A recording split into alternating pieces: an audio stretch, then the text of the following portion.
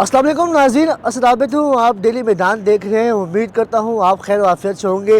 آج Peshawar press club کے باہر ینگ فارماسسٹ ایسوسی ایشن کی جانب سے مظاہرہ کیا گیا ہے.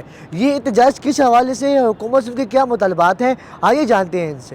اپنے حق کے لیے لڑیں گے.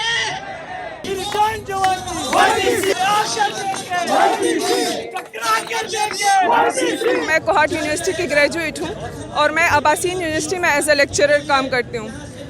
میں ینگ فارماسسٹ کمیونٹی میں ایز اے وائس پریزیڈنٹ ہوں اور آج ہمارا جو یہ احتجاج ہے، یہ پروٹیسٹ ہے، یہ اس حوالے سے ہے کہ ہماری ایک فارمیسی سروسز پالیسی ہے جو کہ ہیلتھ ڈپارٹمنٹ کے پاس پچھلے 3 سال سے پڑی ہوئی ہے، وہ اس کو اپروو نہیں کر رہے. تو ہمارا یہ احتجاج اس بات کے لیے ہے کہ یہ جو ڈیلیئنگ ٹیکٹکس ہے یہ اب زیادہ نہیں چلیں گے. ہم اس کو مزید برداشت نہیں کر سکتے. ہماری برداشت اب ختم ہو چکی ہے. تو کائنڈلی آپ اس کو اپروو کر دیں. ہم ان کو 20 دن کا الٹیمیٹم دیتے ہیں.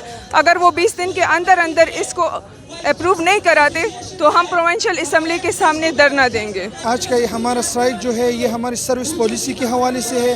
ہماری سروس پالیسی کیبنٹ سے منظوری نہیں دے رہی ہے. فارماسسٹ کو حقوق نہیں دے رہی ہے. ہاسپٹل میں فارماسسٹ نہیں ہے تو کوالٹی آف میڈیسن جو ہے وہ ہم کس طرح سے ڈیلیور کر پائیں گے حکومت پر.